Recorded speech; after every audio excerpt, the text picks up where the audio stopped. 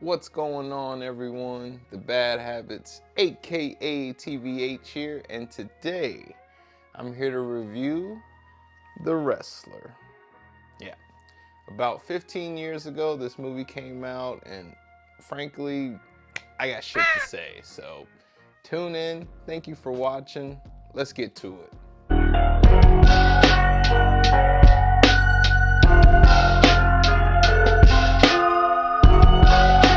Before the Iron Claw, which comes out on December 22nd, there was The Wrestler.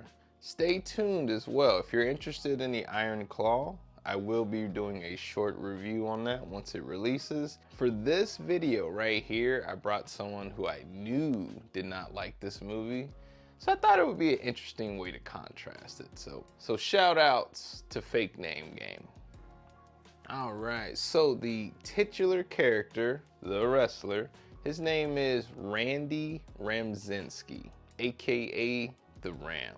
Now, this guy, played by Mickey Rourke, apparently he was the hot shit in the 1980s. Initially, he was projected to go to the top of the business.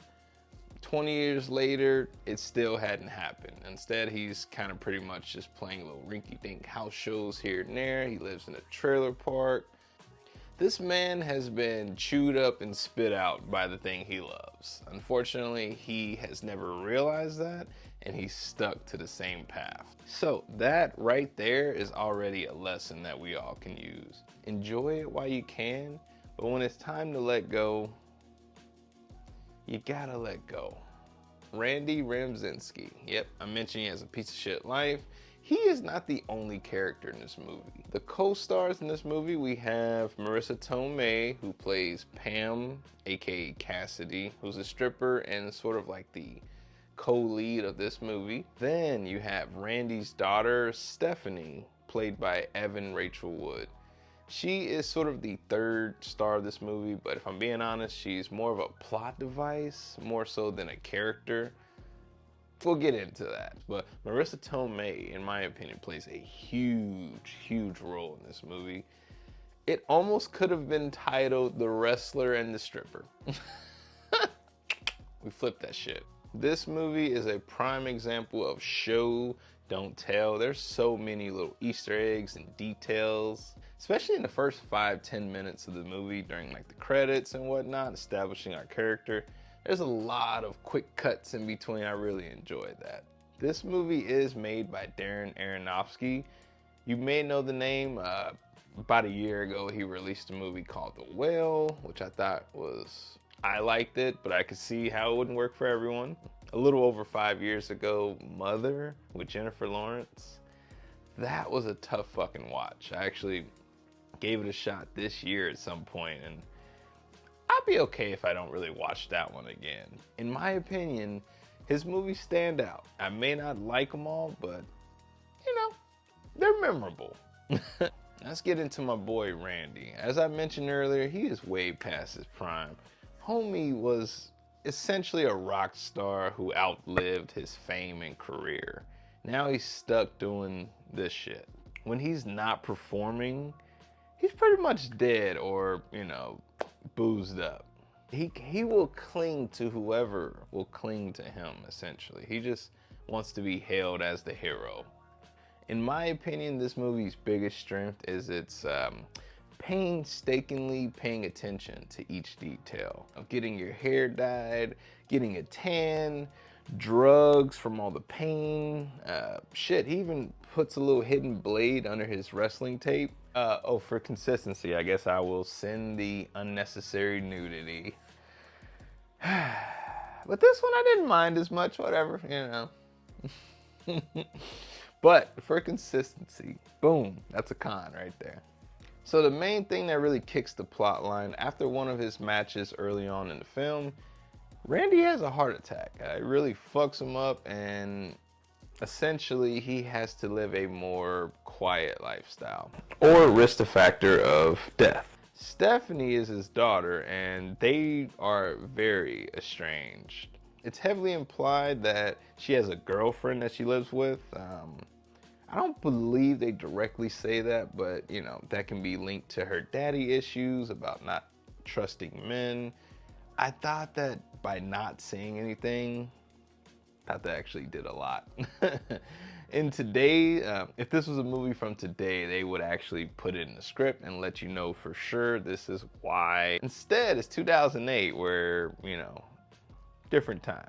But I really appreciate that because parents, you people out there, I do not have kids, so anyway, parents, the things you do will affect your kid in some way, shape, or form. It's very important to raise your kids, be a part of their lives, help guide them in the right direction, okay? I'm not saying that because of her sexuality. That has nothing to do with it. But if I'm being honest, for 2008, there's a hardcore match in this movie. Oof, okay, yes. This really puts you in the, not even the front row of this match, this puts you in the fucking ring. Randy and some, I'm not sure, some wrestler. He might be a real wrestler, I don't know. But Randy and some other guy have this crazy intense hardcore match. I thought that was great, personally. Big hardcore fan. I hate that I am because it's like I'm seeing people essentially almost kill each other, but hardcore matches are, it's all in the name. You know, when I was rewatching this movie, I recognized another pro I had was the fact that he does not want to be called Mr. Ramzinski. In fact, he only wants to be called Randy or Ram. He almost puts aside his real life for his professional life, you know? That was a nice little detail that kind of told me, yeah, he's too far gone. Hence the ending that we end up with in this movie. Spoiler alert, let this be a lesson to everyone. Do not wait till you're sick or struggling to try to reconnect with your loved ones. Please, please don't wait that long. Sometimes things are irreparable at that point, so try as soon as you can. And I know from experience, folks, okay? So just letting you know. Ram is so far gone that at one point, Pam, or Cassidy, she mentions that she wants to quit being a stripper, and he can't fathom that at all. So quickly that instead of giving like a proper response to this life-changing event that she's getting ready to do, he kind of just shrugs it off and like, oh, I like this song. Done. Quitting.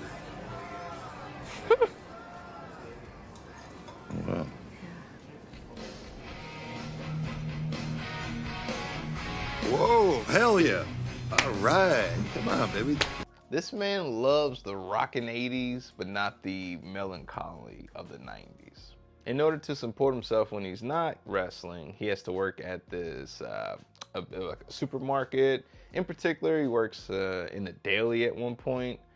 As a food handler, I really hate in movies when people are just acting irresponsibly with their gloves on. You know, touching shit that you shouldn't touch, like their phones, their face. In this case, for example, in one particular case, there's this really picky old woman. Yes, I'll give it that. She's constantly just little more, little less, little more, little less. It's annoying as hell. But at one point, he just sort of just picks out and eats it right on the fucking front line, and no one says anything, or, you know, like, bro, come on now. Ram is not the most, you know, mentally sound person. I'll give it that, but damn, dude, that's fucking bold. Uh-oh. Did I hear Randy Orton's theme song? Oh no. Heading up to the top rope. Randy Orton. Superplex to Ziggler. Thank you for having me, TBH. I appreciate you for having me on. So recently I watched The Wrestler in a video that I did not too long ago where I watched a bunch of movies. This was my opinion on The Wrestler then. I don't really enjoy like character study movies. It wasn't for me. I understand that it's like a critically acclaimed movie and people loved it, and it does tell a good story, but it's a little slow for my taste. It's just, I didn't really enjoy it. It was fine. So I didn't really go into too much depth when I was doing that review, but I wanted to go more in depth now that I have the opportunity on why I know this is a good movie, but for me it wasn't really that enjoyable. One of the pros I can give this movie is the aesthetic, the cinematography, the imagery of the movie. It's just very dark and defeating and depressing, which it just matches the tone of Mickey Rourke's story throughout this movie. He's just trying to rise up from the bottom of where he's reached. His daughter hates him, he's out of love, he can't really succeed in the wrestling world like he wants to. And this is just the cinematography and just the overall imagery of the movie just really matches that dark tone of the movie, which I like a lot. It's also very realistic, which I like. I mean, it's a story about, it's a character story, so it has to be grounded in realism in some way, and it really is, from the interactions that he has with people to the actual wrestling parts of the movie, which can get very violent. I really did enjoy that part of the movie and was something I was looking forward to, which was the actual wrestling aspect of the wrestler. And I think it was really well done. It can get really gruesome at times with like that fight where he's just like going all out and like they're like cutting each other up and just getting all messed up. I really enjoyed that. The soundtrack to this movie is also very great. As a kid who grew up in the late 80s, early 90s, I really enjoy the soundtrack. It's just got that 80s like hair metal and just rock and roll soundtrack to it, which I really enjoy. I just love that music. But let's talk about why I didn't really like the movie. First of all, it's just kind of predictable. It's a story that's been told a million times, I think, especially in film, where it's just like someone's at the bottom and they work their way up to where they feel like they've succeeded. It follows kind of the hero's journey in a way, the rise, the fall, and then the redemption arc is kind of the way it works. It does leave you kind of on a cliffhanger, like, did he really redeem himself? Is he doing what he needs to do? So that kind of it ends in a way where it's kind of like up to you whether you think he really reached where he needed to be or not, which was different. But overall, the story has been told a lot of times, especially in these what I consider Oscar bait movies. I don't know if I'd really consider this Oscar bait, but it's similar to those as far as the narrative that it tells. It's also just kind of depressing. Like the whole movie's just kind of sad. Like there's very little high moments. I think one of the feel-good moments is when he kind of reconnects with his daughter in a way to where she doesn't completely hate his guts. But at the end of the day, like it's all just kind of depressing. Like it's just kind of sad, which I like a feel-good movie. This, in its way, can be, but at the end of the day, it's also just kind of sad. I also feel like the depiction of women in this movie is just kind of one-dimensional. Like Marissa Tomei's character is very just one-dimensional. She doesn't have a lot. She just kind of plays into Mickey Rourke's story, which I guess is the reason for her character in this movie. But she doesn't really have a whole lot to do outside of just being that go-to character for Mickey Rourke when he needs, to confide in someone. Same with his daughter. She's very one-note, and she's just kind of there to hate him until later in the movie when she's like, oh, I love you now, kind of like, they're just very one-dimensional, which I think kind of makes them boring characters, even though I understand that the story is about Mickey Rourke. One of the biggest things I think about movies and what makes me enjoy them is how I can relate to the characters or the story that's being told in some way, and I couldn't really do that in this movie. I grew up as a kid who really liked wrestling, and I really enjoyed the whole wrestling subculture, but I've kind of grown out of that, and with that, I've kind of lost any kind of relatability to this story. I'm in my mid-30s. I'm not an old man who's trying to stay in the wrestling culture, and I don't have kids, and I don't, never really tried to hook up with strippers, but so it's kind of one of those movies where I kind of had trouble really attaching myself in any way to the characters or the story itself. Overall, I understand that this is a good movie. It won many awards for many reasons. It's a good film. I can't deny the fact that this is a very good movie by the way it's made, the acting, the story, everything is good, but for me, it's just not very enjoyable. But that's just me. I understand everybody has their different takes, their different opinions. So, if you love this movie, hey, great. I can understand why people like this movie, why it's considered a great film, and why critics liked it, and audiences liked it, but it just wasn't for me. But you know what? That's just my opinion. Everybody's got one. Thanks again, TBH, for having me on. I really appreciate you. I love your channel. If you're not subscribed to this guy, you should be. His movie reviews are great. Everything he does is great. I really appreciate you for having me on, and we'll get you on my channel very soon. Thanks, bud. Before we go any further, let me thank my guest for that. Thank you so much for recording that segment for me. I really appreciate it. Looking forward to appearing on the channel. At one point in the movie, of course, Ram starts to get back into Stephanie's life. She starts to trust him a little bit. If I'm being honest, this movie will stop what it's doing entirely for a Mickey Rourke monologue scene. As my guest mentioned, it's an Oscar bait film. So yeah, there's definite scenes like this where, we're not doing anything but a close-up of Mickey Rourke. We'll get his hearing aid in frame, bring out the tears, Yeah, sometimes it feels forced. It worked for me, but I totally get how that doesn't work for everyone. I'm an old, broken down piece of meat. And I'm alone. And I deserve to be all alone. I just don't want you to hate me.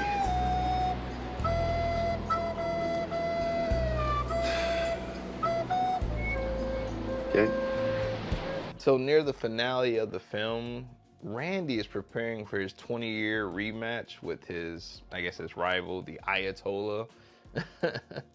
Some dude named Bob, I believe this dude's a black guy playing an Iranian character, something like that, classic character gimmick. It's fun for the time. You can't do that shit now, though. Oh, no way, Bob. But I find it really fitting that Marissa Tomei, Pam quits her job as a stripper to see Randy's last match. Yeah, and I say last match because this nigga's about to die. What I say early on, life or death here, so... Fuck!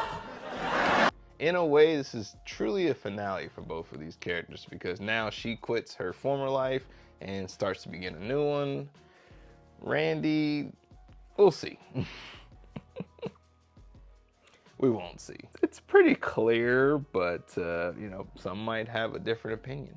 I would love to hear what you have to say, so please comment. Ooh, also nice storytelling with the last match itself. This is where they saved all the money, essentially. He's been playing in rinky-dink gyms and, at schools and shit like that. This is an actual Ring of Honor wrestling ring. They pull out all the stops for his last match, the attire, the music, everything, the cinematography, it's all just played out really well for Randy's last match and final moments.